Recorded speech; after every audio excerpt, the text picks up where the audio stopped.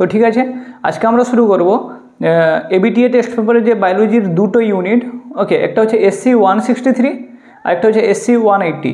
এই দুটোর MCQ SAQ 2 মার্কের কোশ্চেন, 3 মার্কের কোশ্চেন সব ডিসকাস করবো। ওকে, তো যদি তোমরা সাথে থাকো, সাইটে পিপিটির আকারে দেখিয়ে দিব।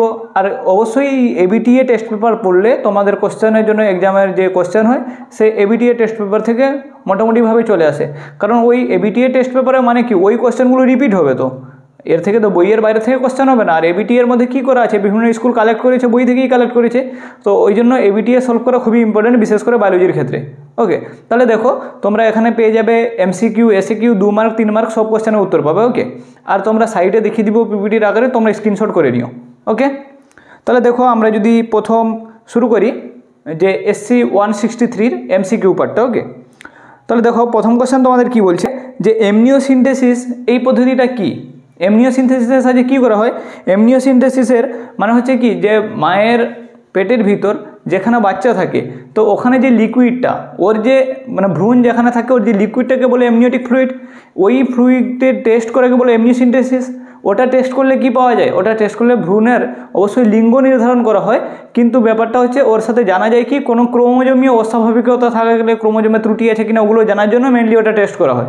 তাহলে অপশান এটাই ঠিক। ওকে, পরে হচ্ছে যে কোনটি টেপেটামের কাজ। টেপেটাম কি? টেপেটাম হচ্ছে কোথায় আছে না, পরাগরেণুতে আছে। ওকে, পরাগরেণুর বাইরে টেপেটাম থাকে। তো ওই যে পরাগরেণুকে পুষ্টি যোগান দেওয়া, ওটা হচ্ছে টেপেটামের কাজ।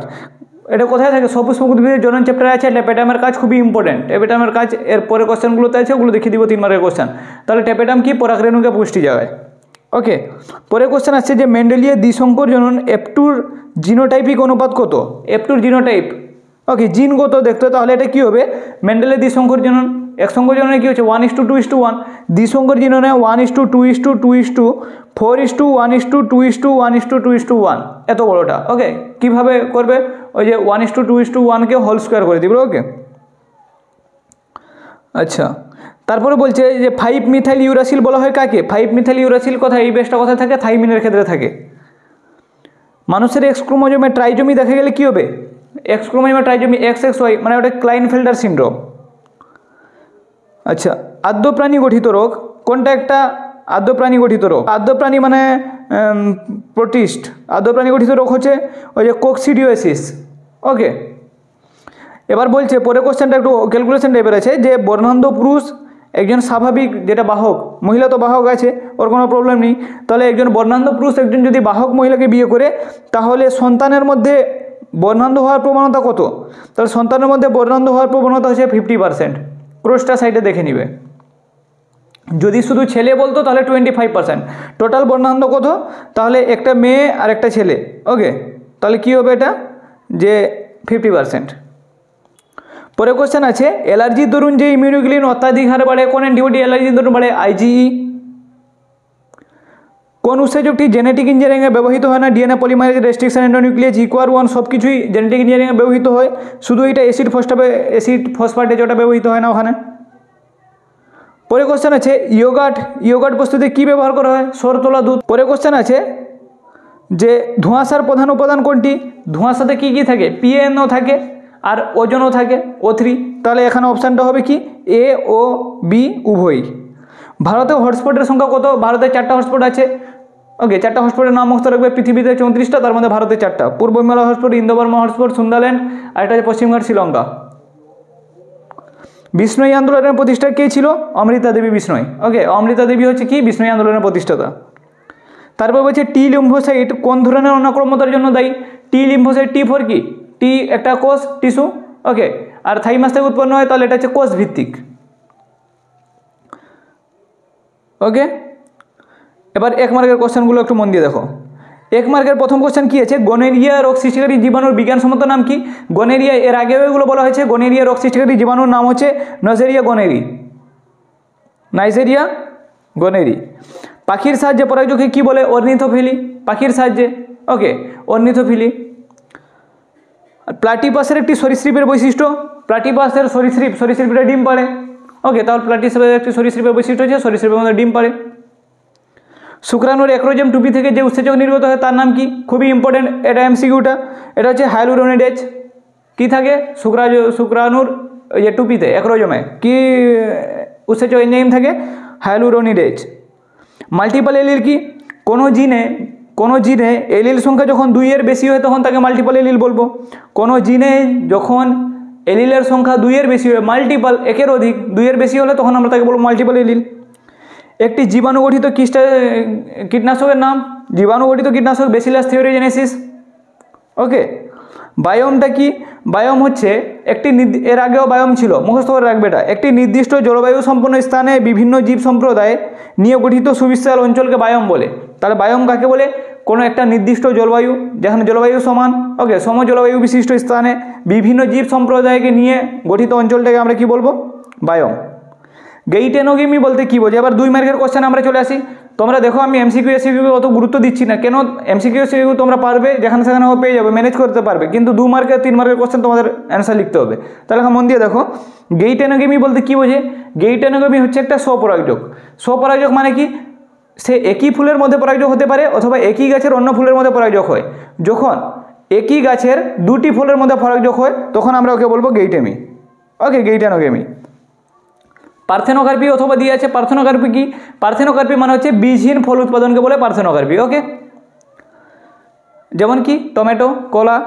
চর্মশিল্পের ট্রেনিংয়ের কাছে ব্যবহৃত হয় একটি অণুজীবের নাম ব্যাসিলাস সাবটিলিস। ওকে, ব্যাসিলাস সাবটিলিস এটা প্রোটিয়েজ উৎপাদনকারী একটা ব্যাকটেরিয়া যেটা চামড়া ট্রেনিং করে কাজে লাগে। বেকক্রস কাকে বলে? টেস্ট ক্রস, বেকক্রস খুবই ইম্পর্টেন্ট। বেকক্রস মানে হচ্ছে যে অপত্য জনুর সাথে প্যারেন্টাল জনুর যে কোনো একজনের ফার্টিলাইজেশন করানোকে, ওকে, নিচে মানে মিলন ঘটানোকে ওটাকে বলে বেকক্রস। বুঝতে পারছো না? দেখো, বাবা ক্যাপিটাল টি, মা স্মল টি, বাচ্চা যে হয়েছে ওটা ক্যাপিটাল টি স্মল টি। এবার এই যে অপত্যর সাথে তুমি ক্যাপিটাল টিও করাতে পারো, অপত্যর সাথে স্মল টিরও করাতে পারো, তাহলে এটা হচ্ছে বেকক্রস। ওকে, মানে অপত্য জনুর সাথে জনিত জীবের যে কোনো একজনের তুমি সংকরায়ন ঘটানোকে বলা হচ্ছে বেকক্রস। আর টেস্ট ক্রস হলে শুধুমাত্র স্মল টির মিলন ঘটবে।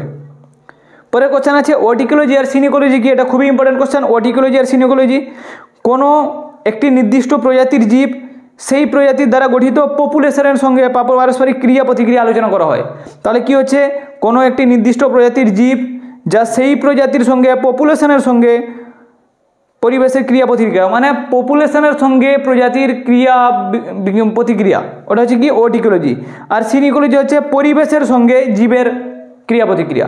তাহলে পপুলেশনের সঙ্গে পরিবেশের ক্রিয়া প্রতিক্রিয়া আর হচ্ছে পরিবেশের সঙ্গে জীবের ক্রিয়া প্রতিক্রিয়া, সিনিকোলজি। আর এটা হচ্ছে বাস্তুতন্ত্রের একক, মানে একটি প্রজাতি বাস্তুতন্ত্রের একক, আর এখানে হচ্ছে সব প্রজাতির জীবেরা বাস্তুতন্ত্রের একক। একে বলে পপুলেশন ইকোলজি, একে বলে কমিউনিটি ইকোলজি। ওকে, জেনেটিক ড্রিফট কাকে বলে? একটি বৃহৎ পপুলেশন থেকে ব্যক্তি বিশেষের ছোট একটি গ্রুপ যখন পৃথক হয় আর ওদের জিনগত পরিবর্তন ঘটে তখন তাকে বলে জেনেটিক ড্রিফট। বড় পপুলেশন থেকে কিছুগুলো ওখান থেকে সরিয়ে গেল এবং ওদের জেনেটিকলি চেঞ্জ দেখা গেল, ওটা কি হচ্ছে? Genetic drift. ক্লিয়ার? গ্রিফিথের যে রূপান্তর ভবন পরীক্ষায় ব্যবহার করা হয়েছিল ব্যাকটেরিয়াম কি? গ্রিফিথের ডিপ্লোককাস নিউমোনি। পরে কোশ্চেন আছে চারগ্রাফের নীতিটি কি? চারগ্রাফের নীতি জানার পূর্বে প্রথমে একটু জেনে রাখো A+G = T+C বা A+G / T+C = 1। মানে যত সংখ্যক এডিনিন থাকবে তত সংখ্যক গুয়ানিন, আর থাইমিন আর সাইটোসিনের সংখ্যাও সমান হবে। ওকে, বলছে কোনো প্রজাতি বা যে কোনো জীবের ডিএনএতে গুয়ানিনের পরিমাণ সাইটোসিনের পরিমাণের সমান আর এডিনিনের পরিমাণ থাইমিনের পরিমাণের সমান হওয়া উচিত। A+G = T+C, এটা হচ্ছে চারগ্রাফের রুল। ওয়েস্টার্ন ব্লটিং কি? ওয়েস্টার্ন ব্লটিং হচ্ছে একটা কৌশল যেখান থেকে আমরা কোনো জটিল মিশ্রণ থেকে প্রোটিনকে সেপারেট করতে পারি। সাউদার্ন ব্লটিংয়ে ডিএনএ আর ওয়েস্টার্ন ব্লটিংয়ে আমরা প্রোটিন। আগের এমসিকিউ একটা মিস্টেক হয়েছিল, ওয়েস্টার্ন ব্লটিংয়ে ডিএনএ সেপারেশন লিখে দেওয়া হয়েছিল, তাহলে কারেকশন করে নিও। ওয়েস্টার্ন ব্লটিংয়ে কি হচ্ছে? যে প্রোটিনকে সেপারেশন করা হবে জেল থেকে, তো এটা হচ্ছে কি? Western bloating. আচ্ছা, এবার আমরা 3 মার্কের চলে আসি। 3 মার্কের আমাদের স্ত্রীলিঙ্গদের গঠনচিত্র বর্ণনা, 2টা কোশ্চেনের অ্যান্সার খুবই ইম্পর্টেন্ট আছে। ওই 2টো কোশ্চেনের জন্য আলাদা ভিডিও সাইডে পিপিটি দেখিয়ে দিব। একটা কোশ্চেন হচ্ছে যে সপুষ্পক উদ্ভিদ থেকে স্ত্রীলিঙ্গদের উৎপত্তি গঠন চিত্রসহ বর্ণনা, একটা হচ্ছে হিউম্যান ইনসুলিন কীভাবে তৈরি করা হয় বায়োটেকনোলজি। তো এই 2টো কোশ্চেনের জন্য আলাদা একটা ভিডিও বানিয়ে দিব, কারণ এখানে ওটা ডিসকাস করা সম্ভব হয় না। ট্রান্সজেনিক জীব সৃষ্টির 2টো পদ্ধতি কি? ডিএনএ মাইক্রোওয়েভে করতে পারো, মাইক্রো ইঞ্জেকশন, ইলেকট্রোপোরেশন, এগুলো করতে পারো। এলআইজে কি? ওকে, এলআইজে হচ্ছে কি? Enzyme linked immunosorbent assay. ওকে, এলাইজার পুরো নামটা মুখস্থ করবে। এলাইজা কি? এটা একটি প্লেট ভিত্তিক কৌশল যেটা থেকে পেপটাইড, অ্যান্টিবডি, প্রোটিন, হরমোনকে শনাক্ত করতে বা পরিমাপ করতে সাহায্য করা হয়। বিশেষ করে গর্ভধারণের ক্ষেত্রে এই টেস্টটা করা হয়। হ্যাবিটেট বলতে কি বোঝো? হ্যাবিটেট মানে বাসস্থান। একটা নির্দিষ্ট এলাকায় যেখানে কোনো জীবের বাসস্থান সেটা হচ্ছে ওর হ্যাবিটেট। একটি নির্দিষ্ট প্রাকৃতিক পরিবেশ যেখানে কোনো জীব বা জীবগোষ্ঠী বসবাস করে সেটা হ্যাবিটেট। আর হ্যাবিটেটের সাথে একটা জিনিস জানা হয় নিচ, ওকে, নিচে বা নিচ। তো হ্যাবিটেটের সাথে নিচের সম্পর্ক হচ্ছে, নিচ হচ্ছে ওই পরিবেশে বসবাসকারী জীবের ভূমিকাটাই হচ্ছে নিচ, মানে সে যে ডিউটিটা পালন করে সেটা হচ্ছে তার নিচ। আর হ্যাবিটেট মানে তার বাসস্থানকে বলা হচ্ছে হ্যাবিটেট। খাদ্যজাল কি? খাদ্যজাল মানে কোনো বাস্তুতন্ত্রের জীব সম্প্রদায়ের মধ্যে একাধিক আন্তঃসম্পর্কযুক্ত খাদ্য শৃঙ্খলকে একত্রে খাদ্যজাল বলে। দেখো একটা কথা বলে দিই, যদি না বুঝতে পারছে, দেখো ঘাসকে খাবে ঘাস ফড়িং, তাকে খেলো বাজ পাখি। এমন হলো ঘাসকে খেলো ঘাস ফড়িং, ওকে বলে গিড়গিটি, গিড়গিটি খেলো বাজ পাখি। তাহলে এই যে ঘাস আর বাজ পাখি একটা প্রাথমিক খাদক, ওকে, মানে একটা তোমার উৎপাদক, আর একটা হচ্ছে প্রগৌণ খাদক বা গৌণ খাদক।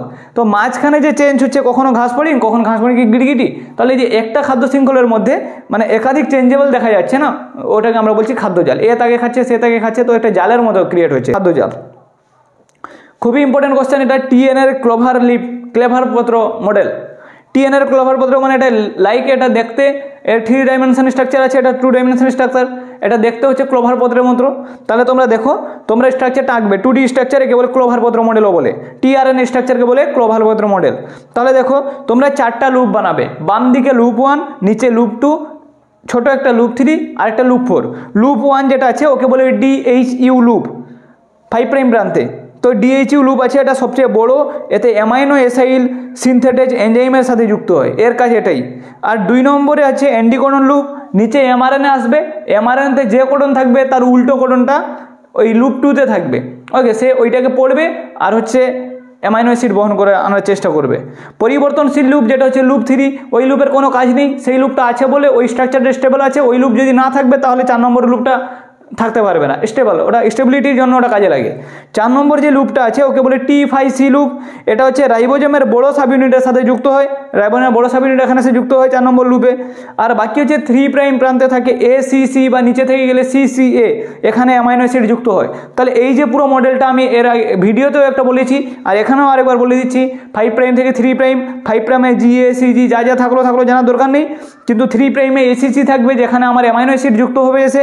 আর 1 নম্বর লুপকে DHU লুপ বলে, 2 নম্বরটা এমআরএনএর সঙ্গে যুক্ত হয়, 3 নম্বরটা হচ্ছে পরিবর্তনশীল লুপ ভেরিয়েবল লুপ, 4 নম্বর লুপটা হচ্ছে তোমার বড় রাইবোজোমের বড় সাবইউনিটের সাথে যুক্ত হয়। তাহলে এই মডেলটা হচ্ছে ডিএনএর ক্লোভার পত্র, ডিএনএ বলছি টিআরএনএর ক্লোভার পত্র মডেল, ওকে। পরে কোশ্চেন আছে স্বপরাগযোগ ও ইতক পরাগযোগের 3টা পার্থক্য লিখতে। এটা সবাই জানো, স্বপরাগযোগ মানে কি?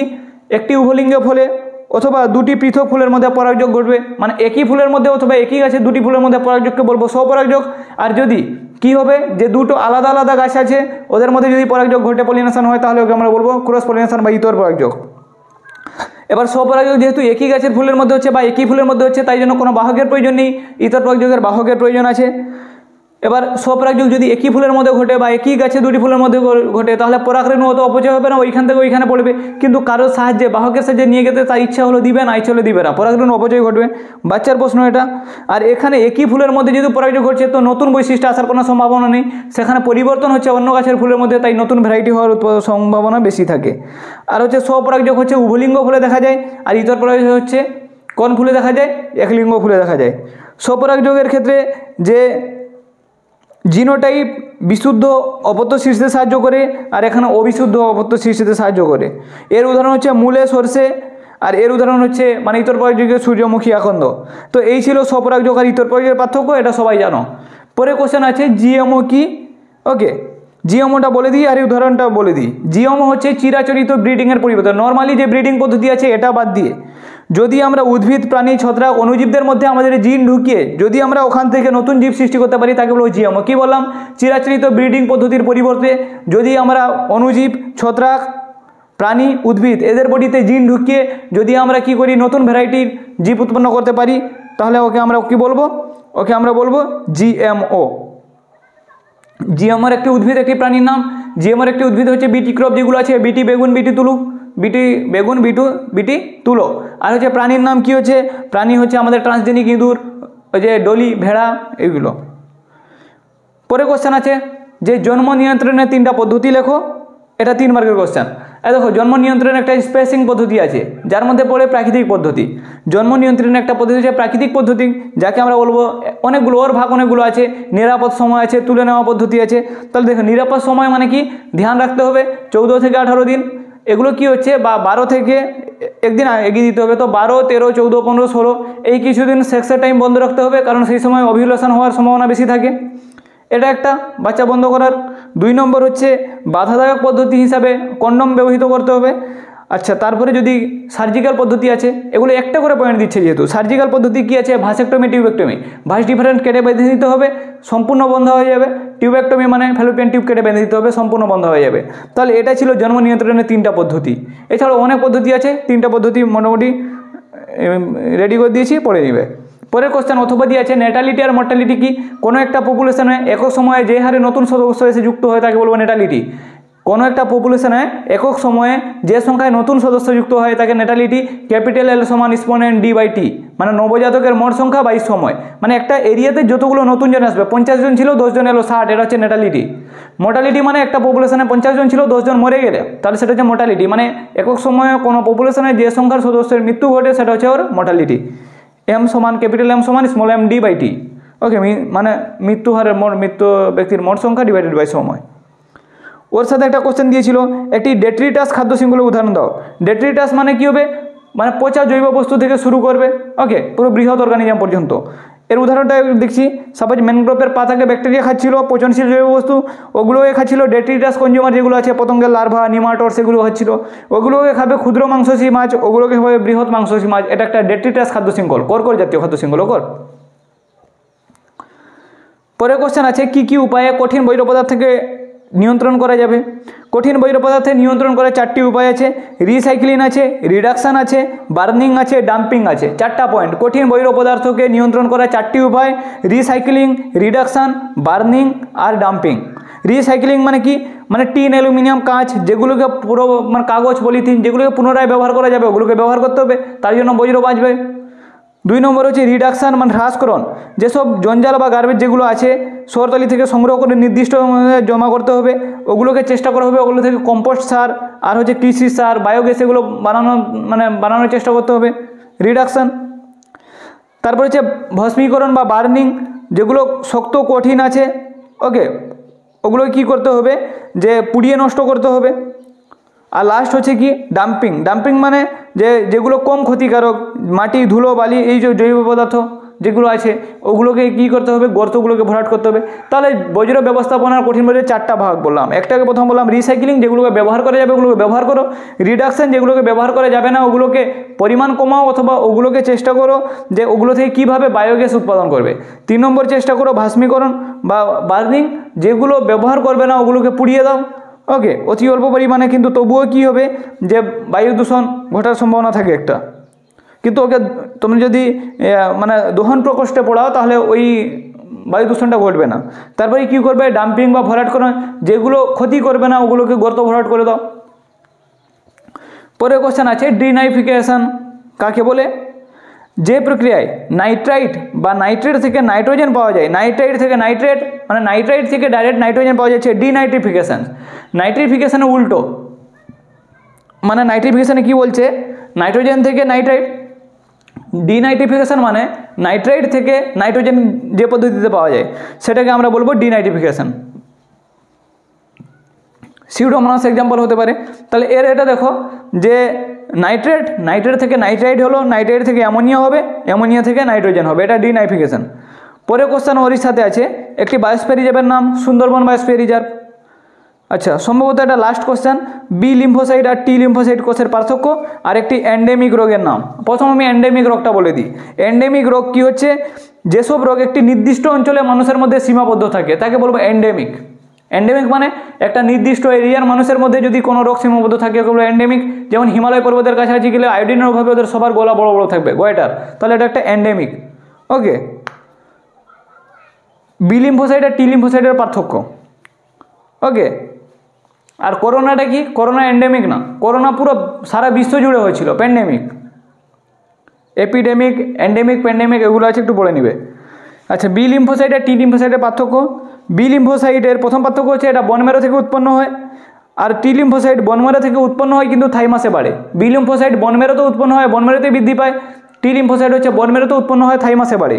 2 নম্বর, বি লিম্ফোসাইটের সারফেসে অ্যান্টিবডি থাকে, আর টি লিম্ফোসাইটের সারফেসে কি থাকে, যে CD4 মার্কার থাকে, মানে CD মার্কার থাকে। আর বি লিম্ফোসাইট অ্যান্টিবডি ক্ষরণ করে, আর টি লিম্ফোসাইট লিম্ফোকাইনিন ইন্টারলিউকিন ক্ষরণ করে। বি লিম্ফোসাইটে 2 রকমের কোষ উৎপন্ন হয়, plasma cell, memory cell. T lymphocyte থেকে effector T cell, helper T cell আর মেমোরি টি সেল, এইগুলো টি সাইটোটনিক সেল, এগুলো উৎপন্ন হয়। তাহলে বি লিম্ফোসাইট টি লিম্ফোসাইটের পার্থক্য ক্লিয়ার। তো এই ছিল একটা ইউনিট, ওকে, কভার হয়ে গেছে।